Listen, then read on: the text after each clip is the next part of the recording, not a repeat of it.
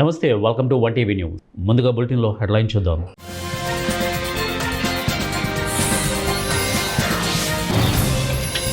Driving లైసెన్స్లో గ్రేడ్లు త్వరలోనే కొత్త విధానం, Gadkari.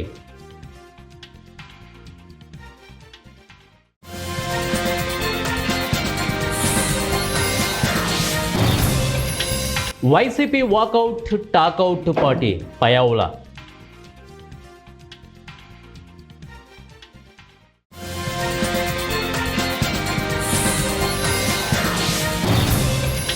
Out sourcing out, Telangana సర్కార్ సంచలన నిర్ణయం.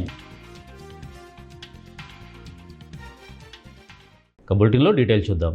బాధ్యతాయుత డ్రైవింగ్ను ప్రోత్సహించడానికి, రోడ్డు ప్రమాదాల నివారణకు కేంద్రం కొత్త ఆలోచన చేస్తుంది. గ్రేడ్ల ఆధారిత డ్రైవింగ్ లైసెన్సులు ఇవ్వడానికి సిద్ధమవుతోంది. అలాగే ట్రాఫిక్ నిబంధనలను ఉల్లంఘించే వారి లైసెన్స్ రద్దుతో పాటు ఇతర కఠిన నిబంధనలు ప్రవేశపెట్టనుంది. ఢిల్లీలో సిఐఐ ఆధ్వర్యంలో జరిగినటువంటి సదస్సులో పాల్గొన్న సందర్భంగా కేంద్ర రవాణా మంత్రి నితిన్ గడ్కరీ మాట్లాడుతూ, సెల్ ఫోన్ డ్రైవింగ్, అధిక వేగం, డ్రంక్ అండ్ డ్రైవ్ తదితర కారణాలతో జరుగుతున్నటువంటి రోడ్డు ప్రమాదాల వల్ల ఏటా 1.8 లక్షల మంది ప్రాణాలు కోల్పోతున్నారని చెప్పారు. డ్రైవింగ్ లైసెన్స్లో గ్రేడింగ్ పాయింట్ల వ్యవస్థను తీసుకొస్తున్నామని వారు తెలియజేశారు. ట్రాఫిక్ ఉల్లంఘనలకు పాల్పడితే కొన్ని పాయింట్లు కోల్పోతారని, అన్ని పాయింట్లు కోల్పోతే డ్రైవింగ్ లైసెన్స్ 6 నెలలు సస్పెండ్ అవుతుందని తెలిపారు. తప్పులు పునరావృతమైతే లైసెన్స్ పూర్తిగా రద్దు చేస్తామని, త్వరలోనే ఈ వ్యవస్థను ప్రవేశపెడతామని వారు అన్నారు. వైసీపీ వాకౌట్ టాకౌట్ పార్టీగా మారిపోయిందని రాష్ట్ర ఆర్థిక మంత్రి పయావుల కేశవ్ విమర్శించారు. గురువారం అసెంబ్లీ మీడియా పాయింట్లో ఆయన మాట్లాడుతూ, శాసన మండలిలో బీజేపీ ఎమ్మెల్సీ మాట్లాడే ప్రయత్నం చేస్తుంటే ఆయనపై మెజార్టీ వైసీపీ సభ్యులు దాడికి ప్రయత్నించారని, మంత్రులు సంధ్యారాణి తదితరులు వారికి అడ్డుగా నిలబడ్డారని తెలిపారు. ఇక బీఏసీలో తీసుకున్నటువంటి నిర్ణయం ప్రకారం తిరుపతి లడ్డూపై చర్చించేందుకు ప్రభుత్వం సిద్ధంగా ఉందన్నారు. శుక్రవారం వ్యవసాయంపై మండలిలో చర్చ జరుగుతోందని తెలిపారు. ఇక లడ్డు అంశంపై గురువారం దేవాదాయ మంత్రి ప్రకటన చేసేందుకు ప్రయత్నిస్తే చదవడానికి వీల్లేదని, ముందుగా వైసీపీ సభ్యులు మాట్లాడాలని అడ్డు తగిలారని అన్నారు. ప్రకాశం జిల్లా దర్శి పట్టణంలో బీఈడీ కళాశాలలపై దృష్టి పెట్టాలంటే అధికారులకు కూడా వణుకు పుట్టాల్సిన పరిస్థితులు నెలకొన్నాయి. కనిపించని కాలేజీలు, వేలాది మంది విద్యార్థులు, కోట్లాది రూపాయల ఫీజులతో నడుస్తున్న ఈ తతంగం మొత్తం అంతా మాయే. కనీసం బోర్డు కూడా కనిపించని కొన్ని బీఈడీ కాలేజీలు దర్శిలో ఉన్నాయంటే నమ్మలేని నిజం. 100% పాస్ గ్యారంటీతో ఒక్కో విద్యార్థి నుండి ₹1,00,000 నుండి ₹2,00,000 వరకు ఫీజులు వసూలు చేస్తూ నో క్లాస్ ఓన్లీ పాస్ అంటూ క్లాసులు జరగకుండానే పరీక్షలు జరుపుతున్న తీరు ఆశ్చర్యానికి గురిచేస్తోంది. ఒరిస్సా, పశ్చిమ బెంగాల్ రాష్ట్రాల నుండి వేలాది మంది విద్యార్థులు బీఈడీ పూర్తి చేసేందుకు దర్శినే ఎంచుకోవడం ఎందుకనే ప్రశ్నలు దర్శి పట్టణ ప్రజల్లో హాట్ టాపిక్గా మారింది. రెగ్యులర్ బీఈడీ అయినప్పటికీ డిస్టెన్స్ లెవెల్ ఎగ్జామ్స్ జరగడం చూసి పట్టణ ప్రజలు ముక్కున వేలేసుకుంటున్నారు. కొందరు దళారులతో అడ్మిషన్లు చేయిస్తూ, కొందరు సంబంధిత అధికారులకు ముడుపులు, దళారులకు గిఫ్టులు, ఇతర రాష్ట్రాలకు ట్రిప్పులు వంటి ఆఫర్లు చూపిస్తూ ఈ తతంగాన్ని నడిపిస్తున్నారు.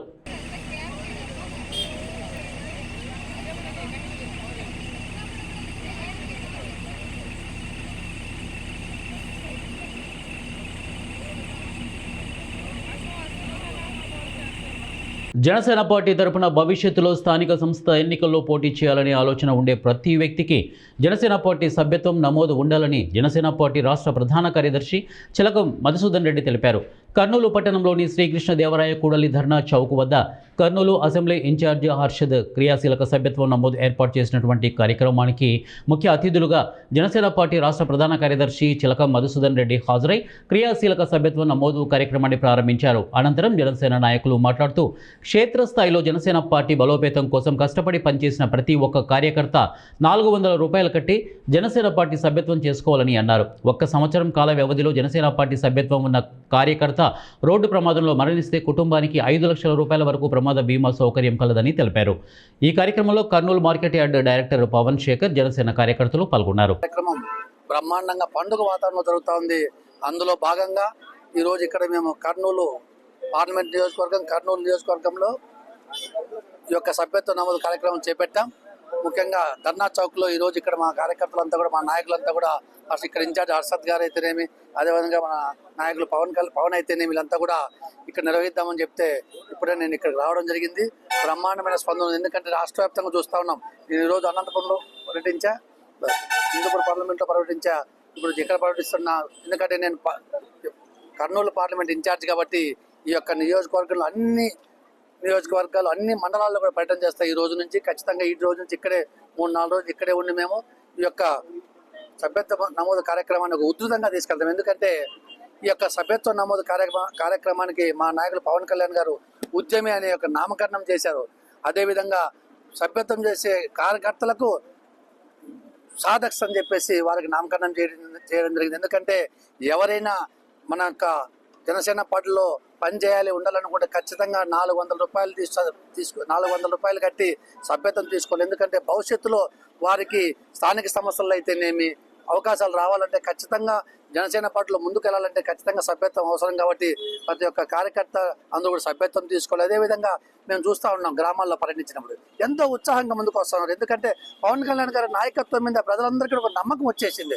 ఎందుకంటే ఈ రాష్ట్రాన్ని కాపాడేందుకు ఆయన ఎంతో ఉన్నతమైనటువంటి సినీ జీవితాన్ని, అంటే పీక్ డేస్లో పీక్ టైంలో ఉన్నటువంటి ఆ టైంలో సినీ జీవితాన్ని ఆయన పక్కన పెట్టి ప్రజల కోసం రాజకీయ 40 నుండి 50 లక్షల వరకు తీసుకెళ్తామనేసి ఏకైక ఉద్దేశంతోనే ఈ కార్యక్రమంలో మా రాష్ట్ర పార్టీ జనరల్ సెక్రటరీ ప్రధాన కార్యదర్శి అయినటువంటి చిలక మధుసూదన్ రెడ్డి అన్న గారు రావడం, ఆయన ప్రత్యేకంగా కర్నూలు ఇన్ఛార్జ్గా ఉండి మా కర్నూలు పార్లమెంట్ని ఆయన యువతను ముందుకు నడపాలనేసి మేము కోరుకుంటున్నాం. ఆయన ఆధ్వర్యంలో ఈరోజు మెంబర్షిప్ కూడా వచ్చేసి రాష్ట్ర స్థాయిలో కూడా ఒక రాయలసీమలో కర్నూలు జిల్లాలో ఈ విధంగా మెంబర్షిప్ జరిగింది అనేసి మేమైతే ఖచ్చితంగా తెలియపరుస్తాం. కాబట్టి చేస్తున్నటువంటి సంక్షేమ పథకాలే కాదు, రేపు యువతకు భరోసా ఇస్తున్నందుకు ఈరోజు ఈ కార్యక్రమాలకు వచ్చేసి ఆకర్షితులవుతున్న ప్రతి యువత కూడా దానిలో భాగంగా మా పార్టీ ప్రధాన కార్యదర్శి శ్రీ చిలక మధుసూదన్ గారి ఆధ్వర్యంలో ఈ రోజు కర్నూలు నగరంలోని కర్నూలు సిటీలో ఈ రోజు జనసేన పార్టీ సభ్యత్వం ప్రారంభించడం జరిగింది. ఇందులో భాగంగా పవన్ కళ్యాణ్ గారు రాష్ట్ర ఉప ముఖ్యమంత్రులుగా అలాగే పంచాయతీ శాఖ మంత్రివర్గ అయిన నాటి నుంచి రాష్ట్రంలో గ్రామాలు అయితేనేముంది, పట్టణాలు అయితేనేముంది, జిల్లాల వారీగా ఎక్కడ ఒక గుంతలేని రోడ్లు ఈ రోజు రాష్ట్రంలో ఉన్నాయంటే అది కేవలం ఒక పవన్ కళ్యాణ్ గారే. అలాగే కౌలు రైతులకు అయితేనేమండి, అలాగే సర్పంచులకు, జెండా పండులకు, అలాగే తల్లిదండ్రులు లేని దేవుని బిడ్డలకైతే ఉంది, ప్రతి ఒక్క దాంట్లో ఆయన మార్కు అనే రాజకీయం చూపించుకుంటూ ఒక పరిపాలనలో ఒక ఎమ్మెల్యే అయితే, ఒక ఎమ్మెల్యే నుంచి రాష్ట్ర ముఖ్యమంత్రి అయితే అధికారం చేతిలో ఉంటే ఇంతకు ముందు 75 స్వతంత్రం వచ్చి 75 సంవత్సరాల కాలంలో నీతికి నిజాయితీకి మారుపేరు యాదవులు అని మాజీ మంత్రి తలసాని శ్రీనివాస్ యాదవ్ అన్నారు. అచ్చంపేట నియోజకవర్గ పరిధిలోని పదిరా మండలం కేంద్రంలో ఘనంగా శ్రీకృష్ణుడి దేవాలయ ప్రారంభోత్సవం విగ్రహ ప్రతిష్టకు తలసాని శ్రీనివాస్ యాదవ్ హాజరయ్యారు. గ్రామంలో తలసాని శ్రీనివాస్ యాదవ్కు డప్పు చప్పులు, బాణసంచాతో ఘనస్వాగతం పలికారు. మహాభారతం అంత చరిత్ర యాదవులకు ఉందన్నారు. రాజకీయంగా ఎదగాల్సిన అవసరం ఉందన్నారు. ఏ అవసరం వచ్చినా తాను ఉన్నాను అనే విషయాన్ని మరవద్దు అని వారన్నారు. తిరుమల తిరుపతి వెంకటేశ్వర స్వామి ఆలయం మొదట తెరిచేది యాదవుడే అని పేర్కొన్నారు. యాదవులంతా ఐక్యంగా ఉండాలని పిలుపునిచ్చారు.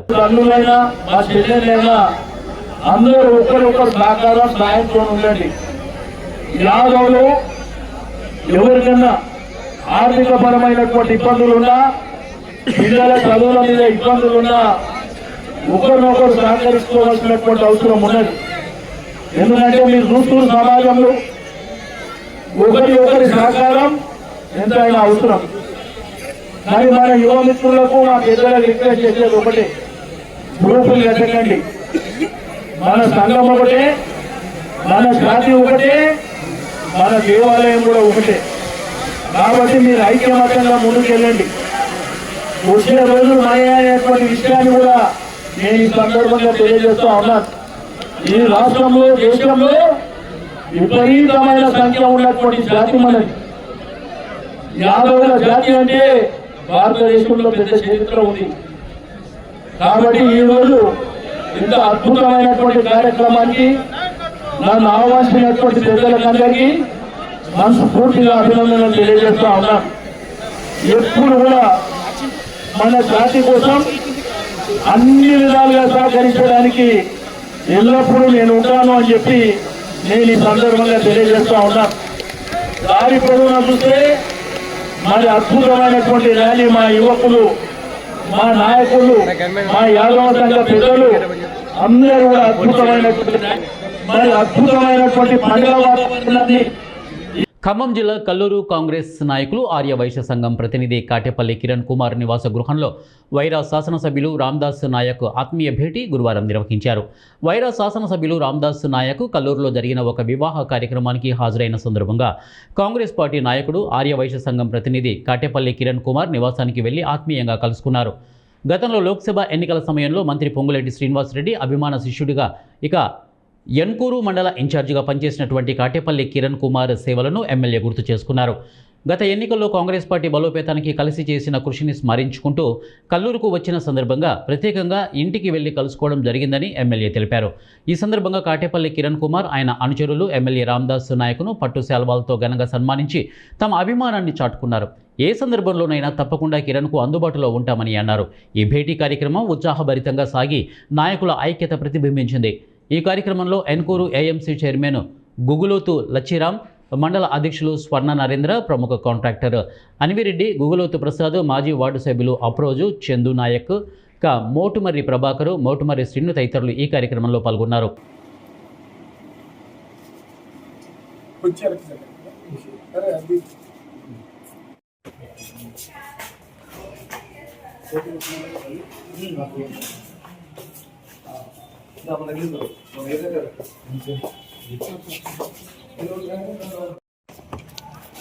సూర్యాపేట జిల్లా హుజూర్ నగర్ రామస్వామి గట్టు వద్ద నిర్మిస్తున్నటువంటి ఇందిరమ్మ మోడల్ కాలనీ ఇళ్లను పరిశీలించిన మంత్రి ఉత్తమ్ కుమార్ రెడ్డి పరిశీలించారు.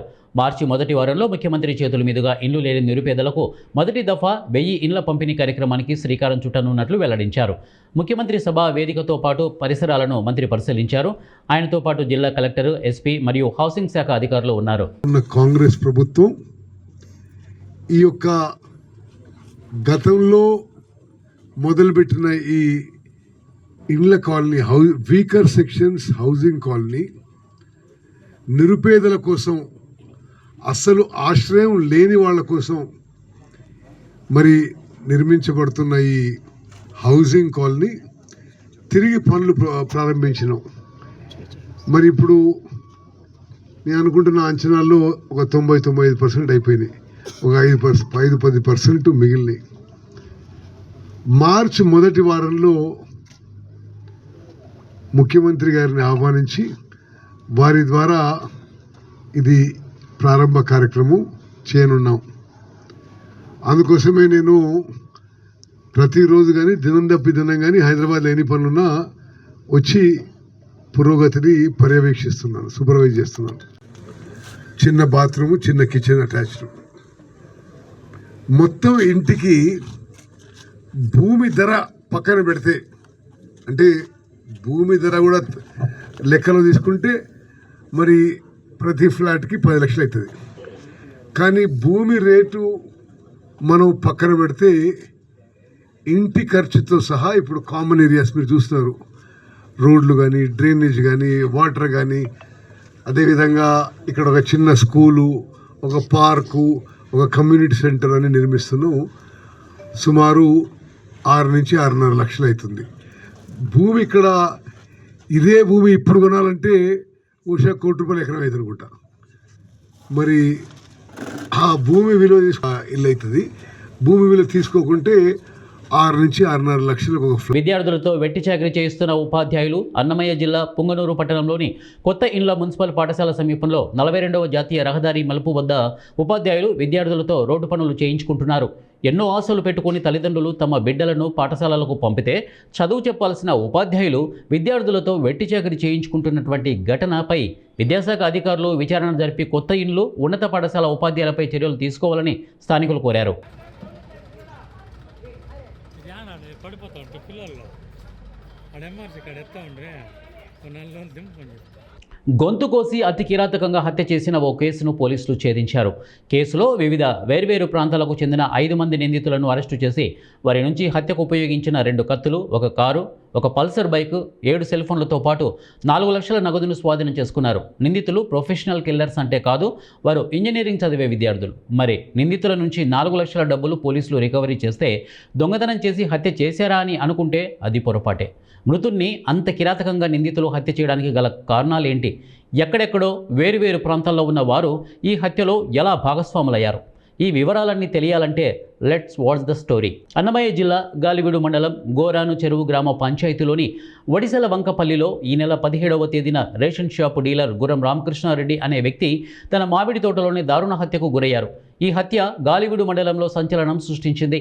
తన భర్త రామకృష్ణారెడ్డిని గుర్తు తెలియని వ్యక్తులు గొంతు కోసి హత్య చేసేనారని, ఈ హత్యకు తన భర్త దాయాది అయినటువంటి గుర్రం మహేశ్వరరెడ్డి కానీ అతని తరపువారు కానీ ఉండవచ్చు అని మహేశ్వరరెడ్డి ప్రభుత్వ భూమిని ఆక్రమించుకొని కోళ్ల ఫామ్ కోసం షెడ్డు వేసుకున్న విషయంలో తన భర్త రామకృష్ణారెడ్డి పలుమార్లు జిల్లా కలెక్టర్కు ఫిర్యాదు చేశాడని, తన భర్త రామకృష్ణారెడ్డిపై కక్ష పెంచుకొని మహేశ్వరరెడ్డిని ఈ హత్య చేసి ఉంటాడని మృతుడు రామకృష్ణారెడ్డి భార్య గుర్రం లక్ష్మీదేవి ఇచ్చినటువంటి ఫిర్యాదు మేరకు గాలివీడు పోలీసులు కేసు నమోదు చేసి అన్ని కోణాలలో దర్యాప్తు చేపట్టారు.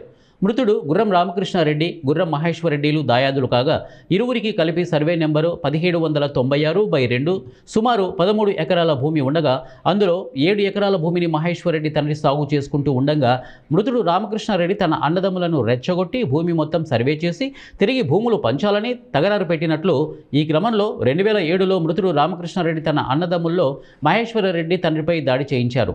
అప్పటి నుండి మహేశ్వరరెడ్డి మృతుడు రామకృష్ణారెడ్డిపై పగ పెంచుకున్నాడు. మహేశ్వరరెడ్డి తండ్రికి చెందినటువంటి సుమారు 75 సెంట్ల భూమిని మృతుడు రామకృష్ణారెడ్డి ఆక్రమించుకొని మహేశ్వరరెడ్డి పొలాలకు దారి లేకుండా చేశారు. దీంతో అప్పటికే కువైట్లో ఉన్నటువంటి మహేశ్వరరెడ్డి 2024లో కువైట్ నుండి ఇంటికి వచ్చి వ్యవసాయం చేసుకుంటూ అతని పట్టా భూముల మధ్యలో బండరాలతో ఉన్నటువంటి భూమి ఉండగా అది గవర్నమెంట్ భూమి అని తెలియక సుమారు 20 లక్షల రూపాయలు ఖర్చు చేసి చదును చేసుకుని ఆవులు పెట్టుకుంటకు షెడ్డు వేసుకున్నాడు. అంతా పూర్తయిన తర్వాత మృతుడు రామకృష్ణారెడ్డి పదే రెవెన్యూ వారికి ఫిర్యాదు చేస్తూ వచ్చాడు. దీంతో తనకు అడ్డు తగులుతున్న రామకృష్ణారెడ్డిని ఎలాగైనా చంపాలని నిర్ణయించుకొని అతనిలాగే రామకృష్ణారెడ్డితో ఇబ్బంది పడుతూ ఉన్న మరో దాయాది గుర్రం విశ్వనాథ్ రెడ్డిని కలిసి అతని ఉద్దేశం చెప్పి సహకరించమని అడగ్గా అందుకు విశ్వనాథ్ రెడ్డి అంగీకరించారు. ఇద్దరూ కలిసి రామకృష్ణారెడ్డిని హత్య చేసేందుకు కిరాయి హంతకుల కోసం వెతుకుతున్న క్రమంలో మార్కాపురం జిల్లా కనిగిరిలో ఉన్న ఏబీఆర్ ఇంజనీరింగ్ కాలేజీలో ఇంజనీరింగ్ చదువుతున్నటువంటి కడప జిల్లా లింగాల మండలం కర్ణపాపాయిపల్లి గ్రామానికి చెందినటువంటి బ్రహ్మ పెద్దారెడ్డి పరిచయం కాగా అతనితో కలిసి ప్రొద్దుటూరు మండలం నంగనూరుపల్లిలో గ్రామానికి చెందినటువంటి తెల్లాకుల పుల్లాయప్ప, మార్కాపురం జిల్లా కనిగిరి మండలం చాకిరాళ్ల గ్రామానికి చెందినటువంటి తిరుపతి రెడ్డితో రామకృష్ణారెడ్డిని హత్య చేసేందుకు 10 లక్షలు సుపారీ ఇచ్చేలా మహేశ్వరరెడ్డితో బేరం కుదుర్చుకున్నారు. రామకృష్ణారెడ్డిని నవంబర్ నెలలోనే హత్య చేసేందుకు రెక్కి నిర్వహించారు. తిరిగి జనవరి 7వ తేదీ హత్య చేసేందుకు మరోమారు ప్రయత్నించారు. మళ్ళీ తిరిగి ఈ నెల 16వ తేదీ రాత్రి కుల్లాయప్ప, పెద్దారెడ్డి, తిరుపతి రెడ్డిలు కారులో రాయచోటికి చేరుకొని అక్కడి నుండి తెల్లవారుజామున రామకృష్ణారెడ్డి మామిడి తోట వద్దకు వచ్చి కాపు కాసి విశ్వనాథ్ రెడ్డి ఇచ్చినటువంటి సమాచారం మేరకు బుల్లెట్ మోటార్ సైకిల్లో వచ్చినటువంటి రామకృష్ణారెడ్డిని గుర్తించి అతని వెనుక మామిడి తోటలోకి పోయి రామకృష్ణారెడ్డి ముఖంపై పెప్పర్ స్ప్రే కొట్టి రామకృష్ణారెడ్డి నేలపై పడగానే పెద్దారెడ్డి చేతులు పట్టుకునగా కుల్లాయప్ప, తిరుపతి రెడ్డిలు కలిసి రామకృష్ణారెడ్డిని కత్తులతో గొంతు కోసి హత్య చేసి పరారీ అయ్యారు. ముగ్గురు నిందితులు కలిసి మదనపల్లికి వెళ్లి అక్కడ ఉన్న ఏవడ్ నిందితుడు మహేశ్వరరెడ్డి నుంచి 4,50,000 రూపాయల నగదు తీసుకున్నారు. ఇందులో పెద్దారెడ్డి, తిరుపతి రెడ్డిల వాటా కింద 2 లక్షలు తిరుపతి రెడ్డి తీసుకొని అప్పులు కట్టుకున్నట్లు, అదేవిధంగా కుల్లాయప్ప మిగిలిన డబ్బులతో అతనికి అతని భార్యకు ఉన్న అప్పులు తీర్చుకున్నారు. ఈ నెల 26న మిగిలిన డబ్బుల కోసం మహేశ్వరరెడ్డి చెప్పిన ప్రదేశం అయిన వెలగల్లు గ్రామం వద్ద గల గండిమడుగు శ్రీ ఉమామహేశ్వర స్వామి గుడి వద్దకు వచ్చి మహేశ్వరరెడ్డి దగ్గర 4 లక్షల డబ్బులు తీసుకుంటూ ఉండగా పోలీసులు బాటు వేసి ఇరువురిని అదుపులోకి తీసుకొని విచారించగా నేరం చేసినట్లు అంగీకరించారు. 5 మందిని నిందితులతో పెద్దారెడ్డి, కుల్లాయప్ప అనే 2 ఇంజనీరింగ్ విద్యార్థులు ఉన్నారు అని వారన్నారు. కనిగిరి ఏబీఆర్ ఇంజనీరింగ్ కాలేజీలో ఇంజనీరింగ్ చదువుతున్న వీరికి డబ్బులు అవసరం ఉండడంతోనే సుపారీ తీసుకొని ఈ హత్యకు పాల్పడినట్లు డీఎస్పీ కృష్ణమోహన్ తెలిపారు. కేసును ఛేదించిన Lakkireddipalli CI Krishnamraju Nayak, Galiveedu SI Narasimhareddy, police సిబ్బందిని డీఎస్పీ కృష్ణమోహన్ అభినందించారు. తర్వాత పుల్లాయప్ప ఇతంది పొద్దుటూరు మండలం వైఎస్ఆర్ కడప జిల్లా నంగనూరుపల్లి గ్రామం. ప్రస్తుతం ఇతను హైదరాబాద్ సిటీలో ఫిలిం నగర్లో ఉంటున్నాడు. తర్వాత పెద్దారెడ్డి వయసు 21 సంవత్సరాలు. ఇతంది సొంత ఊరు కర్ణపాపాయపల్లి, లింగాల మండలము, వైఎస్ఆర్ జిల్లా. తర్వాత తిరుపతి రెడ్డి ఇతనికి 22 సంవత్సరాలు. ఇతను కనిగిరి మండలం, ఇతని మార్కాపురం జిల్లా. తర్వాత గుర్రం విశ్వనాథ్ రెడ్డి ఇతనికి 55 సంవత్సరాలు. ఇతనిది వడిసెల వంకపల్లి, గోరాన్ చెరువు, గాలివీడు మండలం. ఈ 5 మంది వ్యక్తుల్ని ఈరోజు మన వెలుగల్లు గ్రామము గండిమడుగు ఉమామహేశ్వర స్వామి టెంపుల్ దగ్గర ఈరోజు వీళ్ళని అరెస్ట్ చేయడం జరిగింది. అరెస్టు చేసి వీళ్ళ వద్ద నుండి ఈ నేరానికి ఉపయోగించిన 2 చిన్న కత్తులు, తర్వాత వాళ్ళు వాడిన 7 సెల్ ఫోన్లు, తర్వాత వీళ్ళు ఈ డిసిజన్ని ఈ గుర్రం రామకృష్ణారెడ్డిని చంపేదానికని వాళ్ళ యొక్క తీసుకున్నారు అమౌంట్. ఆ యొక్క అమౌంట్ 4 లక్షల రూపాయలు వాళ్ళ దగ్గర క్యాష్ వాళ్ళ దగ్గర రికవర్ చేయడం జరిగింది. అట్లనే వాళ్ళు వాడిన ఒక కారు మారుతి డిజైర్ కారుని, తర్వాత వాళ్ళు వాడిన 2 వీలర్ని, ఈ రెక్కీకి ఉపయోగించిన 2 వీలర్ బజాజ్ కంపెనీకి చెందిన పల్సర్ 2 వీలర్ని కూడా మనం స్వాధీనం చేసుకోవడం జరిగింది. దీనికి మెయిన్ కారణం ఏమంటే ఈ యొక్క ప్రథమ ముద్దాయి గుర్రం మహేశ్వర్ రెడ్డికి, తర్వాత ఈ చనిపోయిన రామకృష్ణారెడ్డికి భూతగాదాలు ఉన్నాయి. ఈ భూతగాదాల విషయంలో ఈ గుర్రం మహేశ్వర్ రెడ్డి యొక్క తండ్రి, తర్వాత ఈ చనిపోయిన గుర్రం రామకృష్ణారెడ్డి దాయాదులు అవుతారు. ఈ యొక్క మహేశ్వర్ రెడ్డి తండ్రి కూడా 2007లో చనిపోవడం జరిగింది. ఆ చనిపోవడానికి కారణం కూడా ఈ యొక్క గుర్రం రామకృష్ణారెడ్డి అనే ఒక ఇది బలంగా ఇతను గుర్రం మహేశ్వర్ రెడ్డి యొక్క మనసులో ఉంది. తన తండ్రికి చావు కారణం ఇతనే అని చెప్పి తర్వాత ఇతను కువైట్ పోయాడు. ఈ యొక్క ప్రథమ ముద్దాయి కువైట్ నుంచి తిరిగి వచ్చిన తర్వాత ఇతను భూమి చేసుకునే క్రమంలో దారి సమస్యలు కానీ, తర్వాత షెడ్ వేసుకునే సమస్యలు కానీ, దాంట్లో కానీ ఈ రామకృష్ణారెడ్డి అని అతను పదే అతనికి పిటిషన్లు పెడుతూ అడ్డు తగులుతున్నాడని చెప్పి అతను ఇతన్ని కడతేల్చాలనే ఉద్దేశంతో వరుసకు అతనికి బామర్దైన లోకనాథ్ రెడ్డి అనే ఒక అబ్బాయి, అతను విద్యార్థి, ఇతను ఏబిఆర్ ఇంజనీరింగ్ కాలేజ్ కనిగిరిలో చదువుతాడు. ఒకసారి అతని యొక్క ఇంటికి ఈ యొక్క పెద్దారెడ్డి అనే వ్యక్తి వచ్చాడు. ఆ అబ్బాయి కూడా ఇద్దరు క్లాస్మేట్స్, లోకనాథ్ రెడ్డి అండ్ పెద్దారెడ్డి. వచ్చినప్పుడు ఆ పెద్దారెడ్డితో ఈ మహేశ్వర్ రెడ్డికి కాంటాక్ట్ అయ్యి అతనికి అరే ఈ రకంగా మీరు ఈ హత్య గావిస్తే రామకృష్ణారెడ్డిని మీకు ఇంత అమౌంట్ ఇస్తాం ఏదైనా చూడని చెప్పి మాట్లాడుకోవడము. దాంట్లో ఈ యొక్క పెద్దారెడ్డి తన స్నేహితులైన కుల్లాయపని, తర్వాత ఈ తిరుపతి రెడ్డి అనే వ్యక్తిని ఎంగేజ్ చేసుకొని వాళ్ళు నవంబర్ నెలలోనే ఒకసారి వచ్చి ఈ రెక్కీ చేసుకొని పోయారు. అంటే ఈ రామకృష్ణారెడ్డి ఎన్ని గంటలకు వస్తాడు పొలానికి, తర్వాత అప్పుడు వచ్చినప్పుడు అతను ఏమంటే ఎవరు ఉంటారు ఏం కదా అనేది వచ్చి రెక్కీ చేసుకొని పోయారు. తిరిగి మనకి జనవరి నెలలో ఒకసారి వచ్చి 7వ తేదీ వచ్చి ఆ రోజు కూడా ఆ రోజు చంపాలనే వచ్చారు. కాకపోతే అక్కడ వ్యవసాయ కూలీలు ఉండడం వల్ల వీళ్ళు ఇది సరైన సమయం కాదని చెప్పి వీళ్ళు తిరిగి వెళ్ళిపోవడం జరిగింది. మరలా 16వ తేదీ రావడము, వాళ్ళు వచ్చి 17వ తేదీ తెల్లవారుజామున అంటే బిట్వీన్ 7:30 and 8:30 మధ్యలో ఇతను ఒక్కడే ఆ పొలం దగ్గర ఉంటే ఈ ముగ్గురు అక్కడికి పోవడము, ఈ కుల్లాయప్ప, పెద్దారెడ్డి, తర్వాత తిరుపతి రెడ్డి వీళ్ళు పోవడము, అతను వాళ్ళ దగ్గర ఉన్న పెప్పర్ స్ప్రేని అతని కళ్ళలో కొట్టడము, అతను ఆ యొక్క నొప్పికి తాళలేక కింద పడిపోయేసరికి ఈ పెద్దారెడ్డి అనే వ్యక్తి అతన్ని చేతులు పట్టుకుంటే ఈ యొక్క కుల్లాయప్ప, తర్వాత ఈ తిరుపతి రెడ్డి అనే వాళ్ళు ఈ కత్తులతో అతని గొంతు కోసి దారుణంగా. మంగపేట మండలం వాగొడ్డు గూడెం గ్రామ పరిధిలో వెలిసినటువంటి గిరిజన దేవత మూర్తి శ్రీ నాగులమ్మ మహాజాతర పోస్టర్ను బుధవారం శ్రీ నాగులమ్మ ఆలయంలో ఆలయ మేనేజింగ్ ట్రస్ట్ ప్రధాన పూజారి బాడిస రామకృష్ణ స్వామీజీ వడ్డెలు పూజారులు గిరిజన సాంప్రదాయబద్ధంగా ఆవిష్కరించారు. శ్రీ నాగులమ్మ ఆలయ ప్రధాన పూజారి రామకృష్ణ స్వామీజీ మాట్లాడుతూ ఈ మహాజాతర మార్చి 3 నుంచి 7 వరకు అంగరంగ వైభవంగా జరుగుతోందని, మార్చి 3న మండే మెలుగు, ఇక 4న ఎర్రెట్టల గుట్ట నుండి సడాలమ్మ, గండొర్రే గుట్ట నుండి నాగులమ్మ తల్లి రాక, అనంతరం గోదావరి పుణ్య స్నానాలు, 5న పాలమాకు వర్రే నుండి కంకవనం, రాజుపేటలో ఎదుర్కోలు, రాత్రి 11:35 శ్రీ నాగులమ్మ తల్లి పైడి వద్ద రాజుల కళ్యాణం, తెల్లవారుజామున 3:30 లోక కళ్యాణం కొరకు అగ్నిగుండంలో నడవడం, 6న అమ్మవారికి మొక్కులు చెల్లించటం, 7న అమ్మవార్లు తిరిగి వనప్రవేశం ఉంటుందని ఆలయ ప్రధాన పూజారి తెలిపారు. నుండి కాకుండా మా అమ్మ, మా నాయనమ్మల తండ్రి నుండి వంశపరంగా ఆదిపరాశక్తి వంశం నుండి రావడం జరిగింది. ఇది ప్రతి 2 సంవత్సరాలకు ఒకసారి అమ్మవారు కొలుపు కొలిసి జాతర నిర్వహించడం జరుగుతుందండి. దీనికి ఏంటిదంటే ఎప్పుడంటే మంగళప్రదమైన మంగళవారం రోజు భూదేవతకు పంచభూతములకు పూజ కార్యక్రమం చేసి మండమెలిగే కార్యక్రమంతో స్టార్ట్ అవుతుంది. బుధవారం రోజు గండొర్రె గుట్ట నుండి అమ్మవారు గుడికి చేరటానికి తీసుకురావడం జరుగుతుంది. దాంతోపాటుగా గురువారం రోజు లోక కళ్యాణ శాంతి కొరకు, లోకశాంతి కొరకు తరతరాల నుండి ఒక వంశపరంగా అగ్నిలో శివతాండం రూపంతో అగ్నిలో నడవడం జరుగుతుంటుంది. దీని ద్వారాగా అందరికి కూడా అన్ని రకాల పంటలు పైర్లు వర్షము అన్ని రకాలుగా కూర్చి మంచి జరగాలన్న కోరికతోటి నడుస్తూ వస్తుంది. ఇది ఒక ఆచారంగా ఒక సంప్రదాయబద్ధంగా వస్తుంది కాబట్టి నాయన అందు గురించి మేము బులెటిన్ ముగించే ముందు హెడ్లైన్స్ మరొకసారి.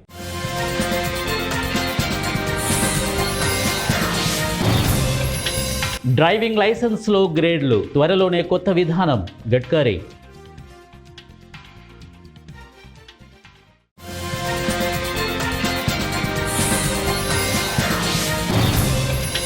వైసీపీ వాకౌట్ టాకౌట్ పార్టీ పయావుల.